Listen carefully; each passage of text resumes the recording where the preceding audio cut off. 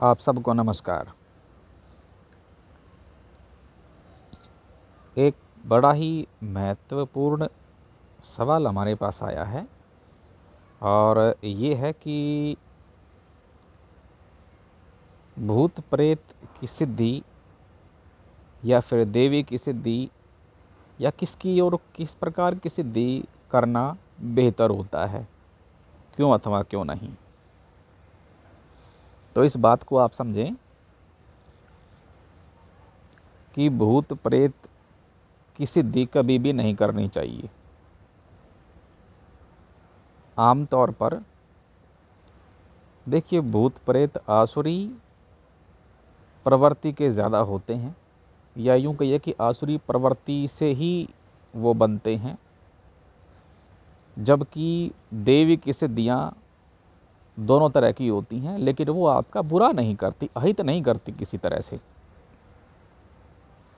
जब आप किसी भूत प्रेत की सिद्धि करते हो तो उसमें ख़ास बात ये आती है,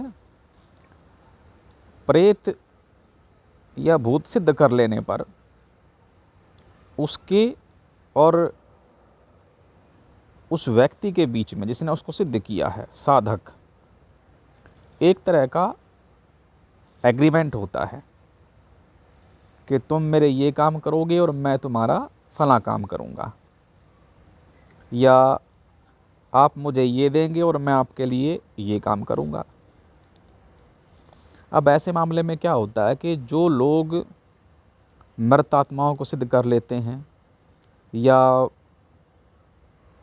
अलग तरह के प्रेत, जिन्न, खबीस, इस तरह की दुष्ट आत्माओं को सिद्ध कर लेते हैं, तो उनके और साधक के बीच में जो एग्रीमेंट होता है उसके तहत फिर वो लोग काम करते हैं।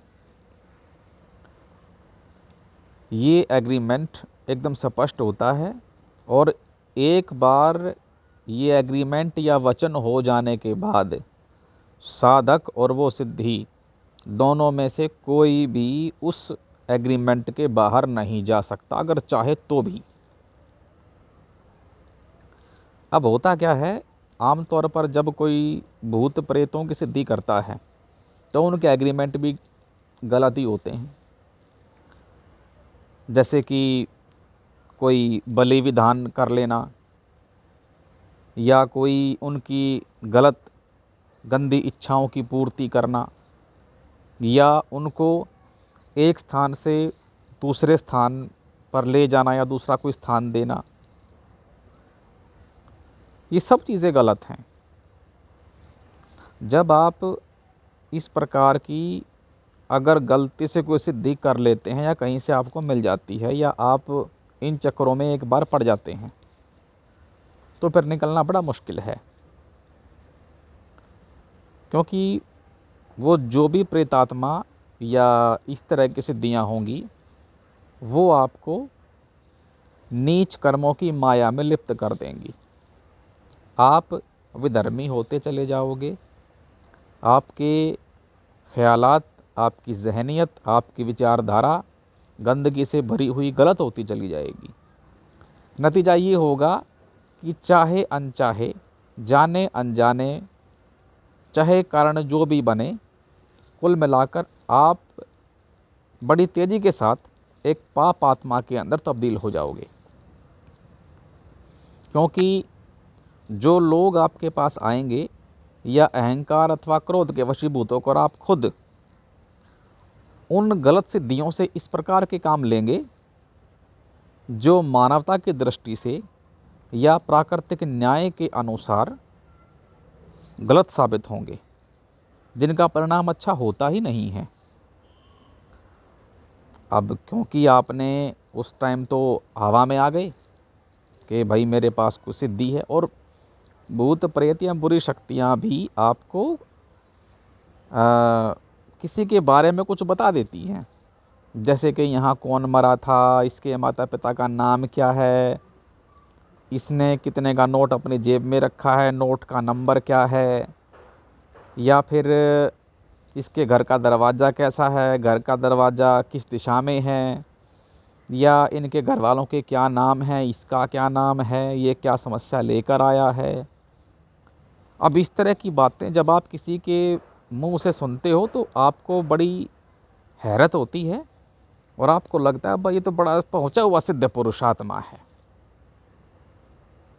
स्त्री हो या पुरुष, साधक कोई भी हो, लेकिन अगर तामसिक या कोई भूत प्रेत सिद्धि करके ऐसा कार्य करता है तो अंजाम अंत में बुरा ही होगा। अंत बुरे का बुरा, अच्छा नहीं होगा। क्योंकि सृष्टि का नियम है, आप जिसकी पूजा करोगे, जिसके साथ भी आप रहोगे, मृत्यु के उपरांत भी आपको उन्हीं के साथ रहना है। अगर आपने भूत प्रेतों की पूजा की है तो मृत्यु के उपरांत भी आपको भूत प्रेतों के साथ ही रहना है। आपने कोई भूत प्रेत पिशाचनी चुड़ैल डायन, कोई और गंदी आत्माएं, जिन्न जन्नात खबीस, कुछ भी ऐसा गलत सिद्ध कर लिया है जो आपको नहीं करना चाहिए था और वचनबद्ध आप हो गए हो, अब आप बच नहीं सकते। मृत्यु के उपरांत जैसे वो हैं वैसे ही आप हो जाओगे। कुल मिलाकर दुर्गति, कितने जन्म जाएंगे, कितने वर्ष जाएंगे, कितनी सदियां जाएंगी, कुछ नहीं कहा जा सकता। एक कहावत है, खता लम होने की सजा सदियों ने पाई। बस वही फिर आपके साथ होगा कि वो एक ज़रा सा गलत विचार, एक ज़रा सा वो गलत एग्रीमेंट, फिर आपको कितने सदियों तक बुराई में लिप्त करेगा। कहाँ से कहाँ तक बात जाएगी कुछ भी नहीं कह सकते, इसलिए बचिए, कभी ना कीजिए। दूसरी बात, होता क्या है, अब अगर आप कोई देवी देवता की सिद्धि करते हैं, देखिए देवता खैर आमतौर पर, देवी या देवता किसी शरीर पर आते नहीं हैं, और अगर आते हैं तो उसके लिए वो इंसान पूर्ण स्वच्छ इंसान होना चाहिए। उसके मन में कोई गंदगी, कोई पाप विचारधाराएं नहीं होनी चाहिए। उसका रहन सहन भी उच्च स्तरीय हो। कुल मिलाकर देवी के या देवता के किसी शरीर पर आने के बड़े खास नियम कायदे कानून हैं। और फिर देवी बहुत बड़ी शक्ति होती है, वो कोई साधारण नारी नहीं है। यूँ समझिए कि जो शक्ति इस पूरे ब्रह्मांड को चलायमान करती है, वो आदि शक्ति जो त्रिदेवों के अंदर ऊर्जा के रूप में बहती है, वो आदि शक्ति जिसके प्रयोग से त्रिदेव भी इस सृष्टि का संचालन करते हैं, परमात्मा ने जो उनके कार्य दिए हैं वो काम करते हैं। इतनी बड़ी शक्ति जो पूरे ब्रह्मांड को घुमा रही है, क्या वो आपके शरीर में जो ये हार्ड मास का पुतला है इंसानों का, क्या उसमें समा जाएगी? हो ही नहीं सकता। बस उनका एक हल्का सा आवेश, एक तरंग ही होती है जो आप देखते हो या महसूस करते हो। लेकिन अच्छी बात उसमें ये होती है, एक अच्छा एहसास, एक सुखद एहसास होता है। और देवी या देवता आपका जीवन भर कोई पूरा नहीं करते। अगर आप समय की धारा में कभी कुछ गलत हो भी गए हो, किसी बुरे वक्त में फंस भी गए हो, तो वो आपका कोई गलत फ़ायदा नहीं उठाते। देवी माँ है, शक्ति है, और जब देवी को आप माता के रूप में किसी भी रूप स्वरूप में सिद्ध करते हो तो आपका भला ही करती है, कभी भी बुरा नहीं करेगी। आपको परमात्मा का मार्ग दिखाएगी, आपको बुराइयों से बचाएगी, गलत विचारधाराओं से बचाएगी, अच्छी शिक्षा देगी, अच्छे मार्ग पर रखेगी। कुल मिलाकर आपका बेड़ा पार हो जाएगा। वो फिर वही बात आ गई, अंत भला सो सब भला। जीवन चाहे जैसा भी गुजरे, जो भी होता जाए, लेकिन अगर अंत सही हो गया तो समझेंगे बस सब कुछ सही ही था।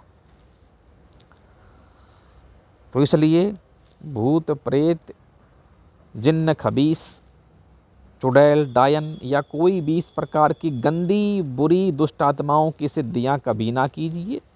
ज़्यादा ताकतवर बनने के चक्कर में, दूसरों के दिमाग पर अपना सिक्का जमाने के चक्कर में कुछ हासिल नहीं होगा सिवाय खुद की बर्बादी के। सेहत से भी जाओगे, दिमाग से भी जाओगे, पागल हुए फिरोगे बीड़ी मांगते। तो कोई कुछ हासिल नहीं कर पाता इन सब चीज़ों से। करना ही है तो अपने देवी की सिद्धि कीजिए, खुद की सिद्धि कीजिए, और कोई पूर्ण गुरु धारण करिए जो आपको सही मार्ग, सही दिशा दे सके।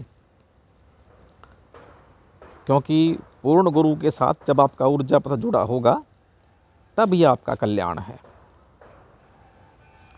तो उम्मीद करता हूँ कि आपको आपके इस सवाल का जवाब मिला होगा। परमात्मा आपको सुखी रखे, आपका भला करे,